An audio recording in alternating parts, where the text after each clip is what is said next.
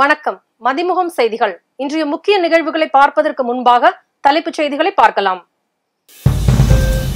Austria சென்றடைந்தார் பிரதமர் மோடி. அதிபர் மாளிகையில் உற்சாக வரவேற்பு.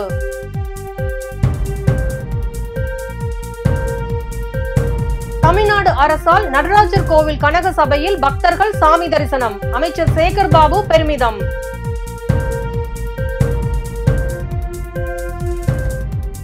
விவாகரத்து பெற்ற இஸ்லாமிய பெண்கள் ஜீவனாம்சம் பெறலாம். உச்சநீதிமன்றம் உத்தரவு.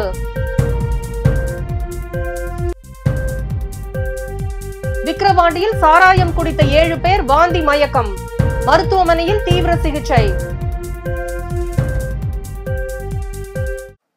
ஆஸ்திரிய அதிபர் மாளிகையில் பாரம்பரிய முறைப்படி பிரதமர் மோடிக்கு வரவேற்பு அளிக்கப்பட்டது.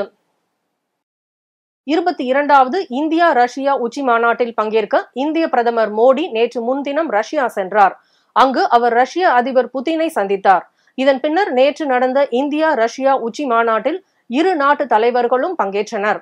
இந்த மாநாட்டில் இருநாட்டு உறவு, வர்த்தகம், ராணுவம் உள்பட பல்வேறு விவகாரங்கள் குறித்து ஆலோசித்தனர்.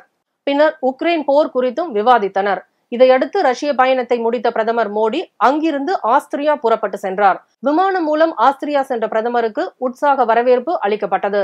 அதன் பின்னர் ஆஸ்திரிய அதிபர் அலெக்சாண்டர் லாண்டன் பெல்லன் மற்றும் பிரதமர் கார்ல் நெகமரை இந்திய பிரதமர் மோடி சந்தித்து பேச்சுவார்த்தை நடத்தினார். இந்நிலையில் ஆஸ்திரியா சென்றுள்ள பிரதமர் மோடிக்கு வியன்னாவில் உள்ள அதிபர் மாளிகையில் அந்நாட்டு பாரம்பரிய முறைப்படி உற்சாக வரவேற்பு அளிக்கப்பட்டது. இதையடுத்து ஆஸ்திரிய அதிபர் மாளிகையில் இருநாட்டு தலைவர்கள் பேச்சுவார்த்தை நடத்த உள்ளனர். முன்னதாக 41 ஆண்டுகளுக்கு பிறகு ஆஸ்திரியா சென்ற பிரதமர் மோடிக்கு வந்தே மாதரம் பாடலை இசைத்து அந்நாட்டு அரசு வரவேற்பு அளித்தது குறிப்பிடத்தக்கது. மத்திய பாதுகாப்புத்துறை அமைச்சர் ராஜ்நாத் சிங்கிற்கு பிரதமர் மோடி பிறந்த நாள் வாழ்த்து தெரிவித்துள்ளார். மத்திய பாதுகாப்புத்துறை அமைச்சர் ராஜ்நாத் சிங் இன்று தனது பிறந்த நாளை கொண்டாடி வருகிறார். இதனை முன்னிட்டு அவருக்கு பாஜக தலைவர்கள் வாழ்த்து தெரிவித்து வருகின்றனர். அந்த வகையில் பிரதமர் மோடி தனது எக்ஸ் தளத்தில் வெளியிட்டுள்ள பதிவில் ராஜ்நாத் சிங்கிற்கு இனிய பிறந்தநாள் வாழ்த்துக்கள். அவர் மிகவும் மதிப்பிற்குரிய மந்திரி சபை உறுப்பினர் ஆவார். அவர் தனது கடின உழைப்பு மற்றும் அர்ப்பணிப்பு காரணமாக பொது வாழ்வில் மிகவும் உயர்ந்த இடத்திற்கு வந்துள்ளார்.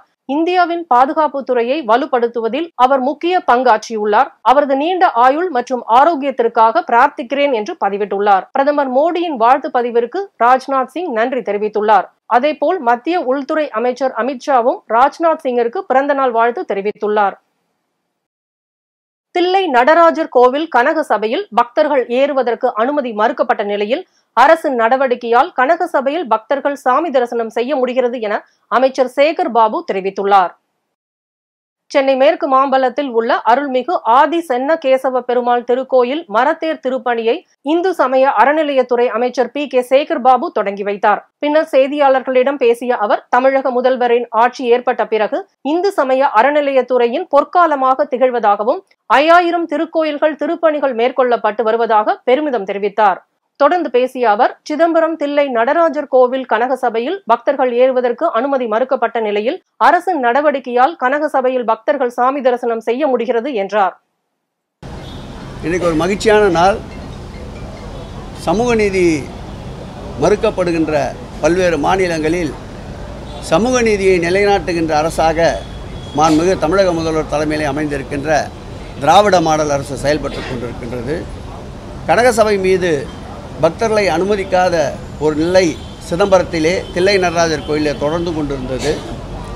மாண்புமிகு தமிழக முதல்வர் ஆட்சி பொறுப்பேற்ற பிறகுதான் நீதிமன்ற நெடிய படிக்கட்டுகளிலே சிதம்பரம் தில்லை நடராஜர் திருக்கோயிலே கனக சபையில் ஏறுவதற்குண்டான உரிமையை பெற்றுத்தந்தோம்.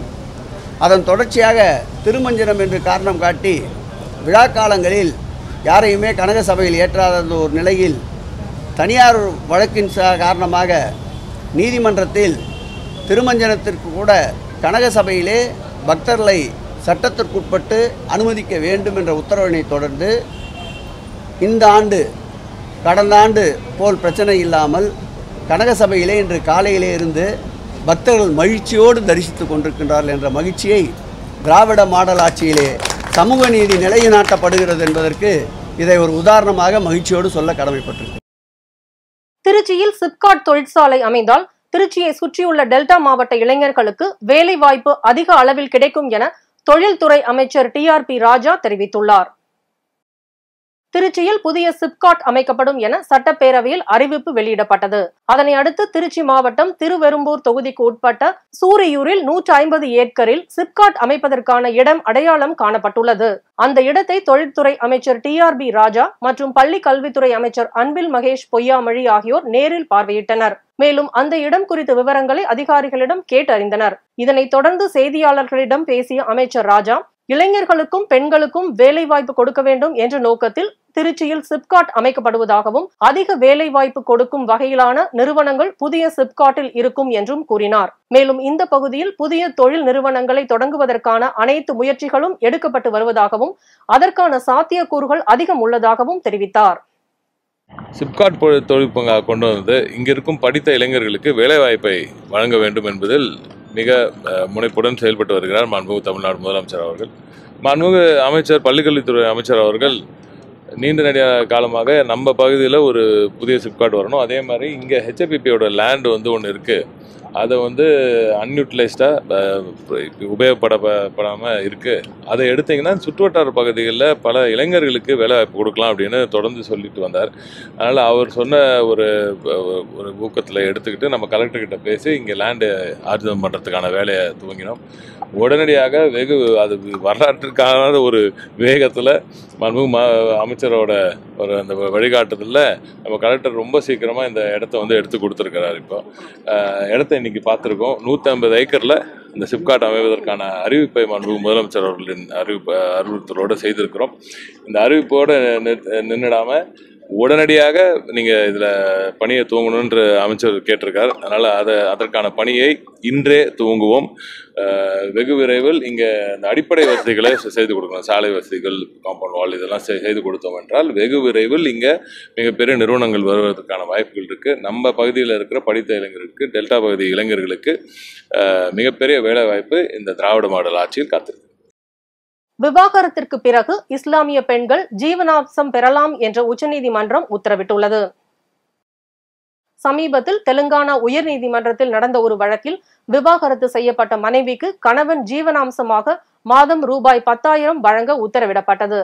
இந்த உத்தரவை எதிர்த்து கணவர் உச்சநீதிமன்றத்தில் மனு தாக்கல் செய்திருந்தார்.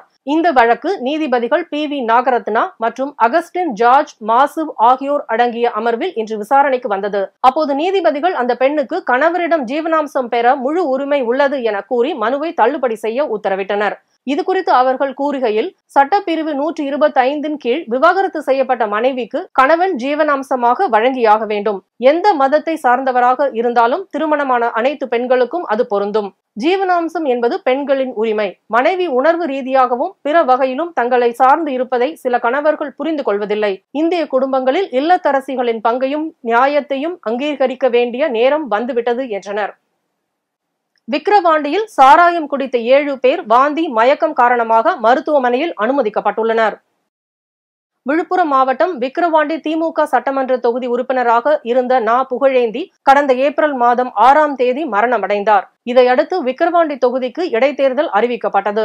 இதனைத் தொடர்ந்து அரசியல் கட்சிகளின் தீவிர பிரச்சாரம் ஓய்ந்த நிலையில் இன்று காலை 7 மணி முதல் வாக்குப்பதிவு தொடங்கி நடைபெற்று வருகிறது. விக்கிரவாண்டியில் விறுவிறுவென வாக்குப்பதிவு மும்முரமாக நடைபெற்று வரும் நிலையில் விக்கிரவாண்டி தொகுதிக்கு உட்பட்ட கோசப்பாளையம் பகுதியில் உள்ள வாக்குச்சாவடியில் வாக்களிக்க வந்த பெண்ணுக்கு கத்தி குத்து நிகழ்ந்த சம்பவம் பரபரப்பை ஏற்படுத்தியிருந்தது. இந்நிலையில் விக்கிரவாண்டி பகுதியில் சாராயம் குடித்த 7 பேர் மருத்துவமனையில் வாந்தி மயக்கம் காரணமாக அனுமதிக்கப்பட்டுள்ள சம்பவம் மேலும் ஒரு பரபரப்பை ஏற்படுத்தியுள்ளது. புதுச்சேரியில் இருந்து சாராயம் வாங்கி வந்த நபர் விக்கிரவாண்டி தொகுதிக்கு உட்பட்ட பூரிக்குடிசை என்ற கிராமத்தில் உள்ளவர்களுக்கு கொடுத்துள்ளார். அதனை குடித்து 7 பேர் வாந்தி மயக்கம் காரணமாக தற்போது முண்டியம்பாக்கம் மருத்துவமனையில் அனுமதிக்கப்பட்டுள்ளனர். வாக்குப்பதிவு நாளில் டாஸ்மாக் கடைகள் மூடப்பட்டு இருப்பதால் புதுச்சேரியில் இருந்து சாராயம் கடத்தி வரப்பட்டு அங்கு கொடுக்கப்பட்டதாக தகவல் வெளியாகியுள்ளது. இந்த சம்பவம் தொடர்பாக கஞ்சனூர் போலீசார் விசாரணை மேற்கொண்டு வருகின்றனர். முன்னதாக கள்ளக்குறிச்சியில் கள்ளச்சாராயம் அருந்திய 60க்கும் மேற்பட்டோர் உயிரிழந்த நிலையில் விக்கிரவாண்டி தொகுதியில் மீண்டும் சாராயம் குடித்து 7 பேர் மருத்துவமனையில் அனுமதிக்கப்பட்டுள்ளது பரபரப்பை ஏற்படுத்தியுள்ளது. நெல்லை, தென்காசி, தூத்துக்குடி மாவட்டங்களில் 1750 ரவுடிகள் அடங்கிய பட்டியல் தயாரிக்கப்பட்டுள்ளது. தமிழகத்தின் சட்டம் ஒழுங்கு ADGP-யாக டேவிட்சன் தேவ் ஆசீர்வாதம் பதவியேற்ற நிலையில் நெல்லை, தென்காசி, தூத்துக்குடி ஆகிய தென் மாவட்டங்களில் உள்ள ரவுடிகளின் பட்டியலை தயாரிக்க ஒரு உத்தரவு பிறப்பித்தார். அதன் அடிப்படையில் நெல்லை, தூத்துக்குடி, தென்காசி மாவட்டங்களில் 1750 ரவுடிகள் அடங்கிய பட்டியல் தயாரிக்கப்பட்டுள்ளது. இதில் சுமார் 400 ரவுடிகள் மட்டுமே சிறையில் இருந்து வெளியில் உள்ளனர். இந்த ரவுடிகளை ஒரு ரவுடிக்கு ஒரு போலீஸ் வீதம் நெருக்கமாக கண்காணிக்க உத்தரவிடப்பட்டுள்ளது. அவர்களை தொடர் கண்காணிப்பில் வைப்பதற்கு காவலர்கள் 2 ஷிப்டுகளாக நியமிக்கப்பட்டு கண்காணிப்பு பணியை மேற்கொள்ள இருக்கின்றனர். ரவுடிகளை கண்காணித்து அவர்களின் நடவடிக்கைகளை தகவல்களாக திரட்டி காவல் கண்காணிப்பாளரிடம் அறிக்கையாக தாக்கல் செய்ய உத்தரவிடப்பட்டுள்ளது. ரவுடிகளுக்கு உதவினாலும் அடைக்கலம் கொடுத்தாலும் கடுமையான நடவடிக்கை எடுக்கப்படும் என்று மாவட்ட காவல் கண்காணிப்பாளர் தரப்பில் எச்சரிக்கை விடுக்கப்பட்டுள்ளது. பல்வேறு மாவட்டங்களில் நடைபெற்ற நிகழ்வுகளை களத்தில் மதிமுகம் பகுதியில் பார்க்கலாம்.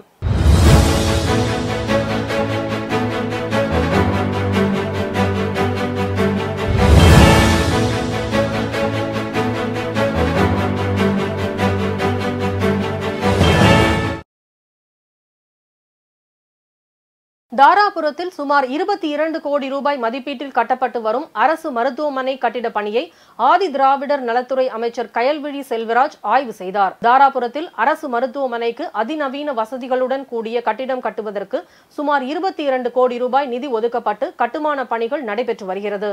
தாராபுரம் அரசு மருத்துவமனை விரிவாக்கம் செய்ய நடைபெற்று வரும் கட்டுமான பணிகளை ஆதி திராவிடர் நலத்துறை அமைச்சர் கயல்விழி செல்வராஜ் நேரில் சென்று ஆய்வு செய்தார். கட்டுமான பணியில் ஈடுபட்டு வரும் பொறியாளரிடம் கட்டிடம் உறுதியாகவும் கூடிய விரைவில் முடித்து மக்கள் பயன்பாட்டிற்கு ஒப்படைக்க வேண்டும் என தெரிவித்தார். இந்நிகழ்ச்சியில் தலைமை செயற்குழு உறுப்பினர் தனசேகர், அரசு மருத்துவர் பெரியசாமி, மாவட்ட வழக்கறிஞர் அணி செல்வராஜ் உள்ளிட்ட அரசு அதிகாரிகள் கலந்து கொண்டனர். திருவாரூரில் சமையல் கலைஞர்கள் சங்கத்தின் துவக்க விழா மற்றும் நிர்வாகிகள் தேர்வு தனியார் அரங்கில் நடைபெற்றது. இதில் கும்பகோணம், தஞ்சாவூர், நாகை, சேலம், மயிலாடுதுறை, கன்னியாகுமரி, காரைக்கால் உள்ளிட்ட பல்வேறு ஊர்களில் இருந்து ஏராளமான நிர்வாகிகள் கலந்து கொண்டனர். இதில் மாநில தலைவராக மணிகண்டன், பொதுச் செயலாளராக மீராமைதீன், பொருளாளராக சையத் முபாரக், செயலாளர்களாக முகமது சிராஜுதீன், தமிழ் செல்வன், திருவாரூர் மாவட்ட தலைவராக கண்ணன் ஆகியோர் பொறுப்பேற்றுக் கொண்டனர். கூட்டத்தில் சங்கத்தில் அதிக உறுப்பினர்களை இணைப்பது, தனி நல வாரியம் அமைப்பது உள்பட பல்வேறு கோரிக்கைகள் முன்வைக்கப்பட்டன. மேலும் இந்த சங்கம் அனைவருக்கும் பொதுவானது, ஒற்றுமையே வலிமை என்ற தாரக மந்திரத்தோடு செயல்படும் என தீர்மானம் நிறைவேற்றப்பட்டது. டெல்டா சமையல் சங்க துவக்க விழா மற்றும் ஆலோசனை கூட்டம், அனைத்து உறுப்பினர்கள், புதிய உறுப்பினர்கள் எல்லாருடைய முன்னிலையிலையும் சிறப்பான கூட்டம் நடைபெற்றது. இந்த கூட்டத்தில் சிறப்பு அம்சம் என்னென்னு கேட்டிங்க அப்படின்னா, புதிய நிர்வாகிகள்லாம் தேர்ந்தெடுத்திருக்காங்க. எங்களுக்கு ஒரே ஒரு கோரிக்கை என்னென்னு கேட்டிங்கன்னா, சமையல் கலைத்துறைக்கு கண்டிப்பான முறையில் எங்களுக்கு ஒரு வாரியம் கண்டிப்பாக வேணும். அரசியல் முழுக்க அரசியல் சார்பற்றது, அரசியலுக்கு இதுக்கு அப்பால் பட்டது. ஆமாம், இதில் ஜாதி மதம் வேதம் எதுவுமே கிடையாது. ஒரே விஷயம் என்னன்னு கேட்டிங்கன்னா, இதில் எங்களுடைய நோக்கம் ஒன்று, எல்லாரும் சமையல் கலைஞர்கள் தான். ஒற்றுமையே வலிமை, உழைப்பே உயர்வு தரும், ஒன்றுபடுவோம், உயர்வடைவோம். கரூர் மாநகராட்சிக்கு உட்பட்ட பல்வேறு பகுதிகளில் நூற்றுக்கணக்கான பானிபூரி கடைகள் சாலையோரங்களில் செயல்பட்டு வருகின்றன. இதில் பெரும்பாலும் தள்ளுவண்டிகளில் வைத்து விற்பனை செய்யக்கூடிய வடமாநில தொழிலாளர்கள் ஈடுபட்டுள்ளனர். இந்த நிலையில் பானிபூரி கடைகளில் விற்பனை செய்யக்கூடிய உணவுப் பொருட்கள் சுகாதாரமற்ற முறையில் தயார் செய்யப்படுவதாக புகார் எழுந்தது. அதன் அடிப்படையில் கரூரில் உணவு பாதுகாப்புத்துறை அதிகாரிகள் சாலையோரமாக விற்கப்படும் பானிபூரி கடைகளில் இன்று திடீர் சோதனையில் இறங்கினர். கரூர் கோவை சாலையில் உள்ள வடமாநில தொழிலாளர் ஒருவர் விற்பனை செய்யும் சாலையோர பானிபூரி கடையில் மண்ணெண்ணெய் நிரப்பும் கேனில் பானிபூரிக்கு பயன்படுத்தப்படும் ரசத்தை ஊற்றி சுகாதாரமற்ற முறையில் எடுத்து வந்ததை கண்டறிந்த அதிகாரிகள் அதை ஃபினாயில் ஊற்றி அளித்தனர். திருவள்ளூர் அடுத்த பாண்டூர் பகுதியில் பிரபல இந்திரா மருத்துவக் கல்லூரி இயங்கி வருகிறது. இந்த கல்லூரியில் கடந்த ஒரு வார காலமாக ஸ்போர்ட்ஸ் டே நடைபெற்று வந்த நிலையில் இறுதி நாளான இன்று நிகழ்ச்சியில் வெற்றி பெற்ற மாணவ மாணவிகளுக்கு பரிசு வழங்கும் விழா கல்லூரியின் டீன் இந்திரா தலைமையில் நடைபெற்றது. இந்த ஸ்போர்ட்ஸ் டே நிகழ்ச்சியில் நகைச்சுவை நடிகரும் தற்போதைய திரைப்பட ஹீரோவாக நடித்து வரும் யோகி பாபு கலந்து கொண்டு சிறப்பித்தார். ஸ்போர்ட்ஸ் டே அதுக்காக கூப்பிட்ட உடனே நான் உடனே வந்துட்டேன். ஏன்னா எனக்கு சினிமாவில் எனக்கு பிடிச்ச ஒரு நல்ல மனிதர் சுந்தர் சி சார். என்னப்பா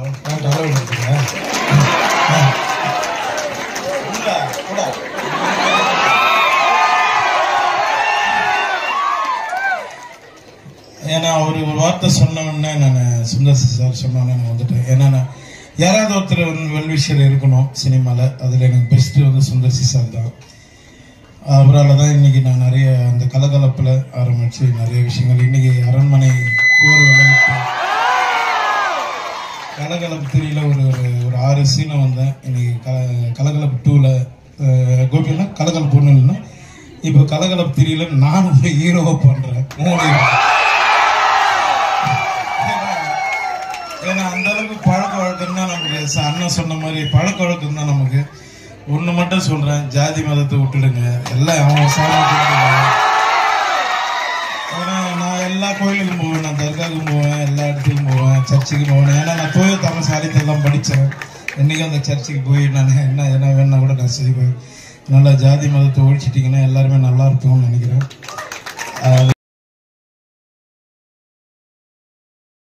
சென்னை அருகே பழைய தர்மாக்கோல் சேகரிக்கும் இடத்தில் தீ விபத்து கொழுந்துவிட்டு எரிந்த தீயை சுமார் 15 தீயணைப்பு வீரர்கள் போராடி அணைத்தனர். சென்னையை அடுத்த கேளம்பாக்கம் அருகே பழைய தர்மாக்கோல் சேகரித்து அதை உருக்கும் இடத்தில் திடீரென தீ விபத்து ஏற்பட்டுள்ளது. தகவல் அறிந்து சிறுசேரி தீயணைப்பு நிலையத்தில் இருந்து 10 பேர் கொண்ட குழு சம்பவ இடத்திற்கு விரைந்து சென்று தீயை போராடி அணைத்தனர்.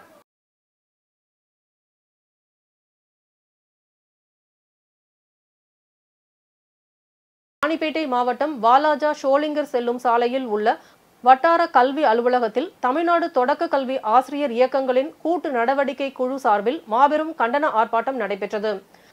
தொடக்க கல்வித்துறையில் பணிபுரியக்கூடிய 90% ஆசிரியர்களின் பதவி உயர்வு வாய்ப்பை பறிக்கக்கூடிய மாநில முன்னுரிமையை வலியுறுத்தும் அரசாணை எண் 243 ரத்து செய்ய வேண்டும். பொது மாறுதல் கலந்தாய்வு நடத்துவதை கைவிட வேண்டும். கடந்த ஆண்டு அக்டோபர் மாதம் பள்ளி கல்வித்துறை அமைச்சர், பள்ளி கல்வி இயக்குனர் மற்றும் தொடக்க கல்வி இயக்குனர் ஆகியோர் டிட்டோ ஜாக் உயர்மட்ட குழுவுடன் நடத்திய பேச்சுவார்த்தையில் வாய்மொழியாக ஏற்றுக்கொண்ட முக்கிய அம்ச கோரிக்கைகளை எழுத்துப்பூர்வமாக ஆணைகளாக வெளியிட வேண்டும் என்பது உள்ளிட்ட கோரிக்கைகளை வலியுறுத்தி சுமார் 50க்கும் மேற்பட்ட ஆசிரியர்கள் தமிழக அரசுக்கு எதிராக நாளை கண்டன கோஷங்களை வெளிப்படுத்தி ஆர்ப்பாட்டத்தில் ஈடுபட்டனர். சென்னையில் தமிழகத்தின் பல்வேறு மாவட்டங்கள், அண்டை மற்றும் வட மாநிலங்களில் இருந்தும் வேலைவாய்ப்பு, உயர்கல்வி காரணமாக அதிக அளவிலான மக்கள் வசித்து வருகின்றனர். இந்த சென்னை வாழ் மக்கள் தங்கள் அலுவலகங்கள், பள்ளி, கல்லூரிகளுக்கு செல்வதற்கு சென்னை மாநகர போக்குவரத்து கழக பஸ்கள், மின்சார ரயில்கள் மற்றும் மெட்ரோ ரயில் சேவைகளை பயன்படுத்தி வருகின்றனர். இதில் சிலர் தங்கள் அலுவலகம் செல்வதற்கு 3 வித போக்குவரத்து சேவைகளையும் பயன்படுத்தி வருகின்றனர்.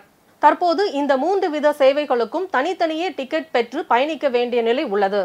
இந்த நிலையில் சென்னை மற்றும் புறநகர் பகுதிகளில் இருந்து நாள்தோறும் பணிக்கு செல்லும் லட்சக்கணக்கான மக்களின் சிரமத்தை குறைக்கும் வகையில் 3 வித போக்குவரத்து சேவையையும் ஒரே டிக்கெட்டில் பயணிக்கும் வகையில் சென்னை ஒருங்கிணைந்த போக்குவரத்து குழுமம் ஒரு திட்டத்தை செயல்படுத்த உள்ளது. அதில் முதல் கட்டமாக இந்த திட்டத்தின் கீழ் மாநகர பஸ்கள் மற்றும் மெட்ரோ ரயில் சேவையை ஒருங்கிணைத்து ஒரே டிக்கெட்டில் இந்த 2 சேவைகளையும் பயன்படுத்தும் வகையில் புதிய செயலி உருவாக்கப்பட்டு ஒரே டிக்கெட் முறை அமலுக்கு வரும் என்று எதிர்பார்க்கப்படுகிறது. இதற்காக பெங்களூருவை சேர்ந்த மூவிங் டெக் இன்னோவேஷன்ஸ் என்ற நிறுவனத்துக்கு ஒப்பந்தம் வழங்கப்பட்டுள்ளது. அதே நேரத்தில் அடுத்த ஆண்டு மார்ச் மாதம் மின்சார ரயில் சேவை உள்பட 3 வகை போக்குவரத்திலும் ஒரே டிக்கெட்டை பயன்படுத்தும் வகையில் இந்த திட்டம் விரிவுபடுத்தப்படும் என்றும் கூறப்படுகிறது.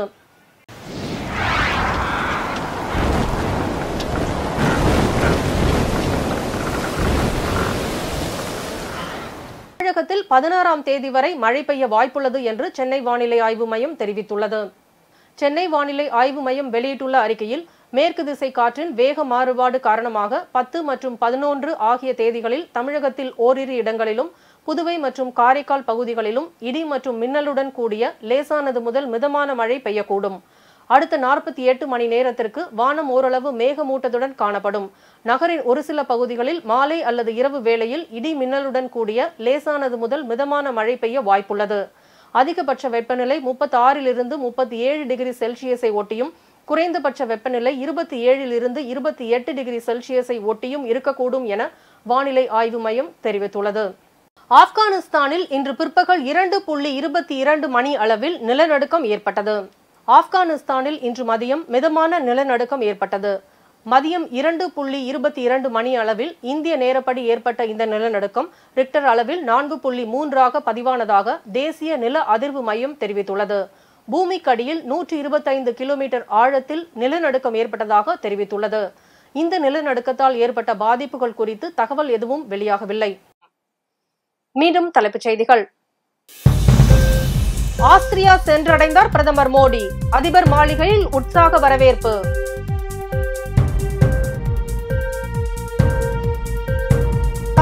அரசால் நடராஜர் கோவில் கனக சபையில் பக்தர்கள் சாமி தரிசனம். அமைச்சர் சேகர் பாபு பெருமிதம்.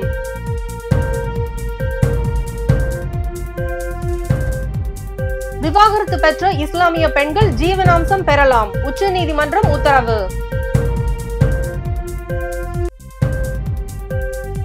விக்கிரவாண்டியில் சாராயம் குடித்த 7 பேர் வாந்தி மயக்கம். மருத்துவமனையில் தீவிர சிகிச்சை. இத்துடன் செய்திகள் நிறைவடைந்தன. மீண்டும் செய்திகள் காலை 8 மணிக்கு. மேலும் செய்திகளை தெரிந்து கொள்ள மதிமுகம் பிரைம் யூடியூப் தளத்தில் இணைந்திருங்கள்.